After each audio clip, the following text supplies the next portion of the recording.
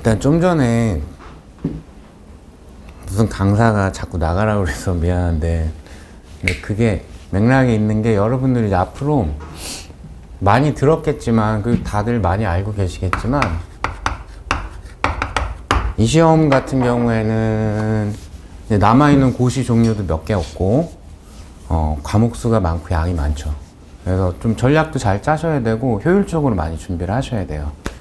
그러니까 굳이 필요 없는 시간을 강의를 듣거나 이런 거는 좀 지양하시고 효율적으로 앞으로 잘 해주셨으면 좋겠다. 자, 이제 오늘 시작하게 될 강의 제목은 너무 기니까 줄이면 이제 인문 강의인데, 요 목적은 매우 뻔하죠.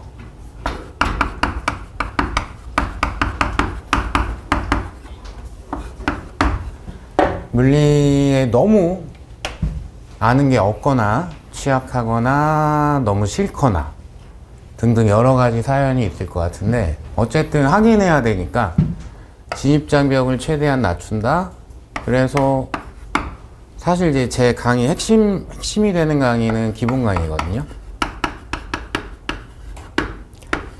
기본 강의 들을 때 최대한 이제 거부감 없이, 그렇다고 뭐 이거 하나 들었다고 기본 강의가 엄청 쉬워지거나 하진 않아요. 근데 최대한 거부감 많이 줄인 상태에서 잘 따라갈 수 있게 준비를 좀 해보자. 그래서 목표는 우리는 항상 실제 시험에 써먹을 만한 내용을 잘 정리를 해서 같이 잘 효율적으로 준비를 해봅시다 라는 취지의 강의가 될 거고요. 그래서 요거는 강의 제목에 있는 것처럼 거의 완전 노배, 즉 문과 출신이거나 문과 출신은 아니지만 물리 자체에 아예 경험이 별로 없거나 이런 분들을 대상으로 한 강의니까 그걸 감안해서 수강을 해주시는 게 맞습니다.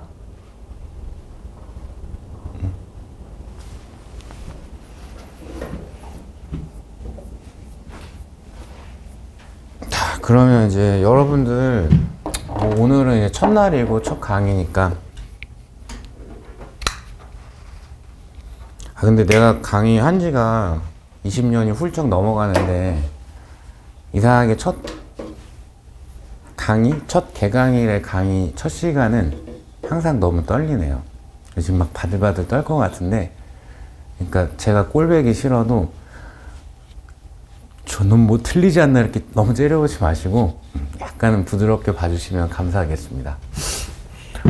그럼 어쨌든 간에 이제 물리 우리 시험 범위는 대학 과정의 일반 물리학 범위라고 생각하시면 돼요.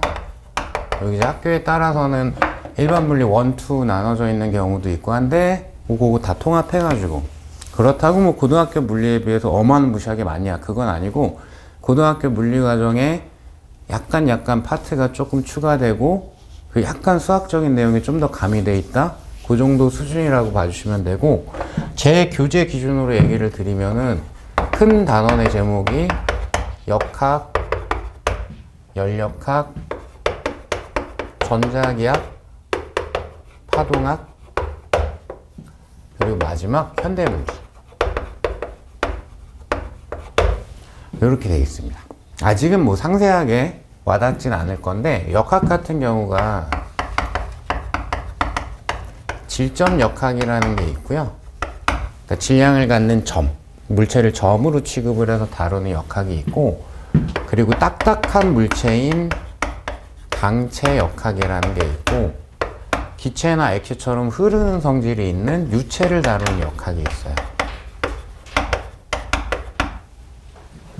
연력학은 이제 단원 그 두께? 책의 두께 정도로 보면은 조금 많이 줄여져 있고요. 원래 연력학 같은 경우 상당히 원래 방대하고, 우리 시험용 연력학은 그 정도의 양은 아니에요. 그래서 여기는 이제 열과 관계된 현상 조금하고, 아주 조금하고, 그리고 주로 시험 문제 많이 나오는 건 기체 연력학이 한 90% 정도 비율이 된다라고 생각을 하시면 돼요. 그리고 이제 전자기학 같은 경우는 좀 뭐가 많죠. 근데 좀 줄여서 단순화시키면 전기라는 현상이 있는데 그게 멈춰 있어. 멈춰 있는 전기야 라는 파트가 있고, 그럼 이제 움직이는 전기도 있겠죠.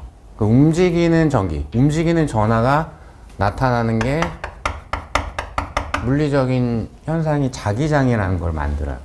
그래서 정전기, 자기장, 그리고 이들의 어떤 상호작용, 그런 걸 전자기 유도라고 하거든요. 오늘은 그냥 저런 게 있나 보다 정도만 쓱 듣고 넘어가시면 돼요. 원래 이제 진짜 기초물리에서는 요만큼을 내면은 딱 맞는데, 요만큼이 진짜 물리의 기초라고 볼 수가 있는데, 이건 약간 공학 내용이지 않을까 싶지만, 고등학교 과정도 그렇고 대학교 과정도 그렇고 회로 이론이 약간 들어가요. 그래서 회로 이론이 직류회로하고 교류회로가 우리 출제 범위에 이제 속해 있습니다. 기초가 약하신 분들은 여기 할 때 저를 많이 미워하시기는 해요. 근데 여기도 어쨌든 극복해야 될 대상 중에 하나입니다. 그리고 파동은 이제 기본 파동학하고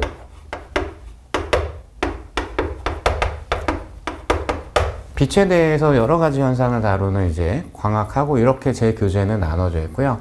현대물리는 따로 언급하지 않겠습니다. 여러 가지 주제가 있고, 뭐 어쨌든 여러분들이 현대물리 같은 경우에는 쉽게 나왔을 때는 조금은 전략적으로 전부 다 정답을 맞추셔야 되는 그런 파트가 될 겁니다. 그거 이제 기본 강의까지 다 마무리되시면 어떤 의미구나 정도는 와닿으시게 될 거예요.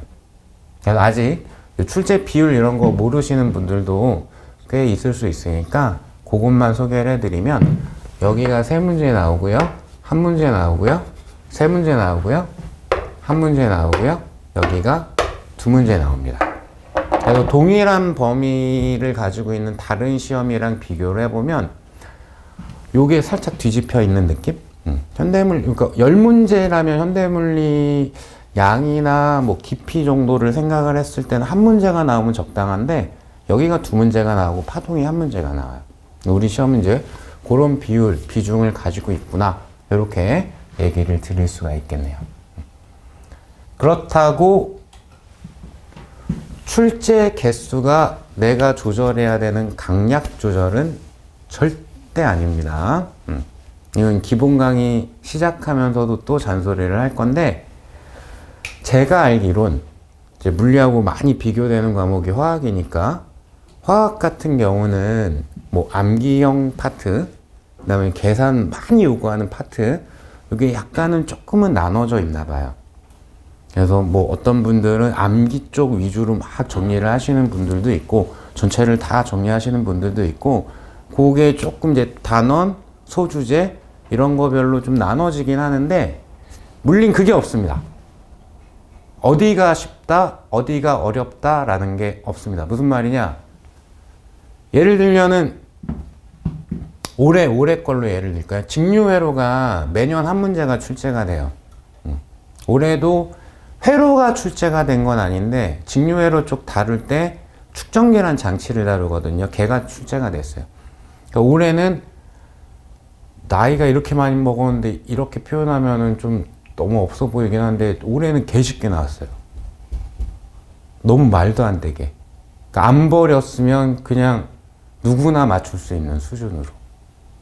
그 정도로 쉽게 나왔어요.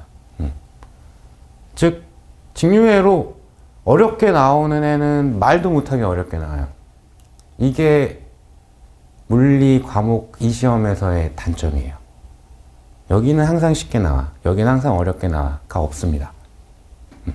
그래서 여러분들은 어떻게 하셔야 되냐 하다 보면, 여기는 너무 어렵고 여기는 들을만하고, 이런 게 조금 본인들 기본기 바탕에 따라 가지고 조금씩 나눠질 거예요. 근데 강력한 추천은 버리는 건 없어야 돼요. 버리는 건 없이, 그럼 여기 너무 어려운데 어떻게 해요?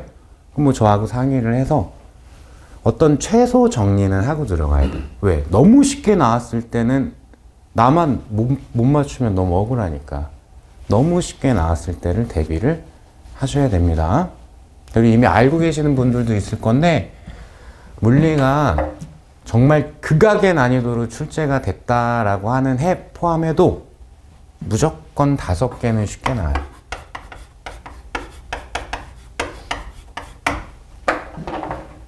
따라서 내가 시험장에서 안 떨었어. 여기 5개 맞추는데 집중했어. 그럼 플러스 알파겠죠. 물리 득점은 5개에서 뭐 잘 찍었어. 뭐 하늘에 계신 분이 도와주셨어. 그럼 7개도 될 수도 있겠죠. 내가 엄청 기초가 없음에도 불구하고. 그러니까 영순위는 장기적인 영순위, 시험 직전까지의 영순위는 쉽게